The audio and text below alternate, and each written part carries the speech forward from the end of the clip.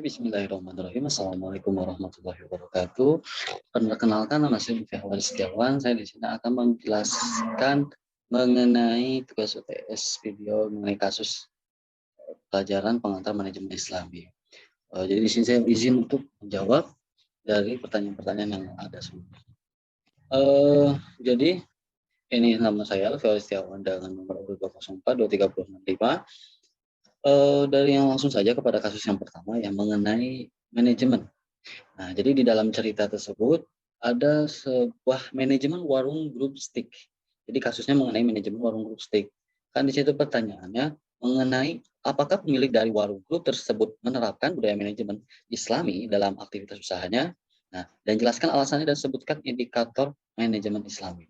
Nah, menurut saya pemilik dari warung grup tersebut telah setidaknya menerapkan budaya manajemen Islami dalam aktivitas usahanya. Kenapa? Karena kita bisa lihat dari yang pertama dia telah bekerja keras dari awal, mencari nafkah tanpa menyerah dan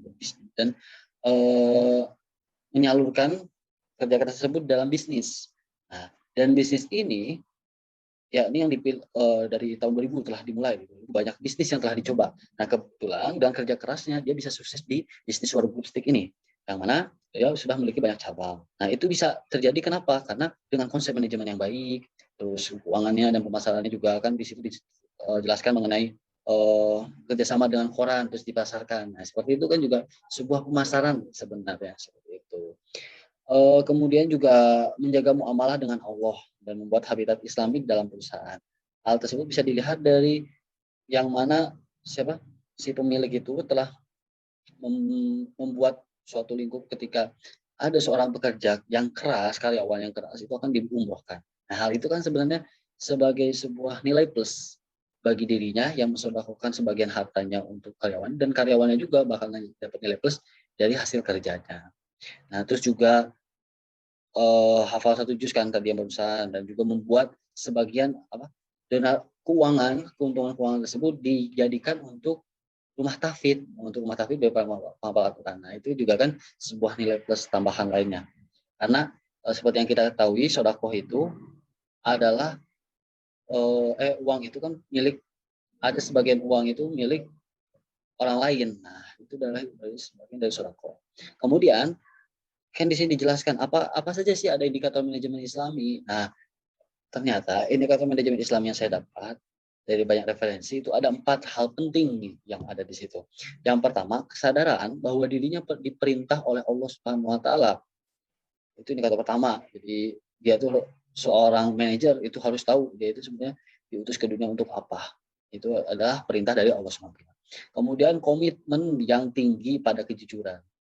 Dan juga dia harus tahu seorang manajer itu harus punya jujur yang tinggi karena dari kejujuran, jujur itu adalah pangkal dari keseluruhan aktivitas yang kita kerjakan. Kemudian komitmen yang tinggi pada amanah. Nah, amanah dan jujur itu ada kaitannya, saling kaitan, dan amanah itu ketika kita diberi amanah, kita harus menyelesaikannya tersebut. Jangan sampai amanah itu membuat orang lain tidak percaya kepada kita, karena itu amanah. Kemudian yang terakhir adalah fatona. Fatona itu artinya cerdas.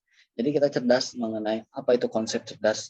Cerdas itu jadi kita tahu kalau tadi contohnya pemasarannya bagaimana, apa evaluasi dan sebagainya itu bagaimana, seperti itu. Nah, makanya pemilik warung grup tersebut dalam pertanyaan yang kedua, dia telah mengimplementasikan di mana sih? Nah, dia menurut saya lebih condong kepada fatona. Dia cerdas. Cerdas di sini dia mengetahui bahwasanya ini tuh bidang warung steak itu bidang yang ini sepertinya ada chance untuk bisa sukses. Dari banyak bisnis yang dijalani ternyata yang paling cocok adalah warung steak yang dibutuhkan karena kan sebenarnya yang barang jualan itu yang dibutuhkan terlebih dahulu untuk dijual. Kemudian dia di press dengan pemasarannya, dengan laporan keuangan yang benar, manajemen yang dengan baik. Dengan ditambah nilai plusnya adalah membakar semangat karyawannya dengan memberikan umroh bagi yang hafal satu juz. Dan juga ditambah lagi nilai plus yang itu sebagai pahalanya itu melipat gandakan baginya, keuangannya itu bakal berlipat ganda dengan menyisihkan sebagian uangnya untuk lembaga pendidikan atau rumah tahfidz seperti itu. Itu untuk kasus yang pertama. Kemudian untuk yang kasus kedua mengenai perilaku organisasi pada saat krisis dan pandemi. Nah, kasus ini mengenai perubahan perilaku pandemi yang pertama kan ini tentang pandemi ya. Bagaimana sih perilaku organisasi yang baik pada saat pandemi. Nah, perilaku organisasi disebutkan apa itu apa maksud dari perilaku organisasi? Perilaku organisasi adalah penerapan pengetahuan tentang bagaimana orang, individu dan kelompok bertindak dan bereaksi dalam suatu organisasi untuk dapat mencapai kinerja tertinggi dan hasil yang dominan. Jadi perilaku organisasi ini cakupannya adalah subjeknya itu adalah orang atau individu atau sebuah kelompok. Untuk apa sih ini belajar? Untuk bertindak dan bereaksi yang terbaik dalam suatu organisasi.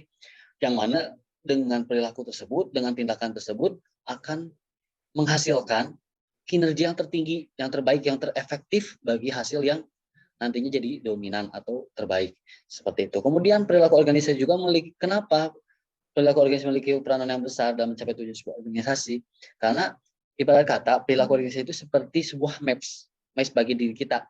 Untuk apa? Untuk menjadi pemberi arah dalam kehidupan anggota yang ada di dalam organisasi. Ketika sudah mengetahui ada maps, oh berarti jalan terbaiknya itu seperti ini. Kan ada jalan lurus, ada jalan belok-belok, ada jalan turun naik. Nah, perilaku organisasi dengan mempelajari perilaku organisasi kita mengetahui jalan paling cepat, paling terbaik, paling efektif itu seperti apa. Itu belajar perilaku organisasi. Nah, kemudian ada pertanyaan kedua, pada masa pandemi ini apa sih organisasi yang kira-kira masih stand, masih bagus, masih trennya masih positif seperti itu. Dan menurut saya yang saya lihat dari Google dan lain sebagainya, itu adanya Gojek dan Tokopedia. Jadi Gojek dan Tokopedia seperti yang kita ketahui telah merger ya. Nah, merger di sini kelihatannya dari penglihatan saya jadi CEO-nya, manajernya mengetahui oh ini peluang terbaik karena masa pandemi, orang banyak di rumah, membutuhkan yang namanya kayak kirim barang, kirim makanan dan lain sebagainya, tidak membutuhkan kita untuk keluar. Dan kemudian dia menyadari Gojek itu tidak bisa bergerak sendiri karena dia tidak punya e-commerce. Jadi kan e-commerce ini trennya lagi positif nih. Masa dia buat lagi all shop lagi seperti itu kan itu memperibet dia. Jadi dia memilih untuk memergerkan diri untuk bekerja sama dengan Tokopedia yang mana sudah mempunyai nama di e-commerce.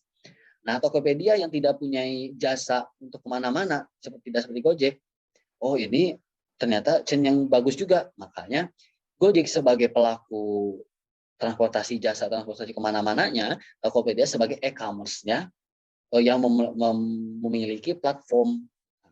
Hal itulah yang mana di situ ada yang namanya SWOT, strength, weakness, opportunity, threats. Tadi strength-nya apa tentang change di dalam pandemi ini, weakness-nya mungkin banyak orang yang susah, yang harus diperkenalkan tentang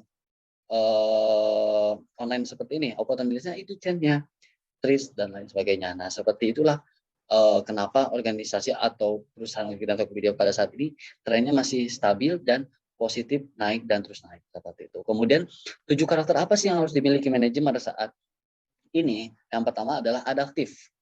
Adaptif, ketika sudah adaptif harus memiliki komunikatif yang baik. Ketika komunikatif sudah baik, tentunya harus terorganisir. Komunikasi tersebut kan ada komunikasi individu dan komunikasi kelompok. Nah, hal itu harus terorganisir. Ketika sudah terorganisir di dalam kelompok, harus saling punya bagus di dalam kerja tim. Jadi kerja tim antara orang lain, manajer ini harus bisa kerja tim. Kemudian entrepreneurship, lebih dari entrepreneurship itu dalam diri. Nah, kemudian setelah udah 5 itu sudah memiliki 5 karakter tersebut, ditambah dengan kreatif. Kreatif itu sebagian realitasnya juga karena ketika sudah komunikasi, kerja tim, tapi kreatifnya nggak ada, kan sama aja nanti stabil di situ doang, nggak ada naiknya. Dan yang terakhir yang paling penting adalah kepemimpinan. Karena semuanya itu memerlukan kepemimpinan. Dan yang terakhir, kepentingan manakah yang didahulukan pada saat ini? Ada kepentingan karyawan atau kepentingan perusahaan? Kalau menurut saya, kepentingan perusahaan yang harus didahulukan pada saat ini. Karena apa? Karena kepentingan perusahaan mencangkup kepentingan karyawan-karyawan. Jadi kepentingan karyawan tidak bisa mengganggu gugat kembali perusahaan. Karena ketika kepentingan perusahaan sudah didahulukan, lebih baik diperhatikan, nanti kepentingan karyawan juga insya Allah terpenuhi, gajinya, kesejahteraannya dan lain sebagainya. Karena urusan-urusan kesejahteraan itu ada di perusahaan. Jadi perusahaan mencangkup keseluruhannya seperti itu. Mungkin itu saja dari saya mengenai jawaban dari kasus ini. Assalamualaikum warahmatullahi wabarakatuh.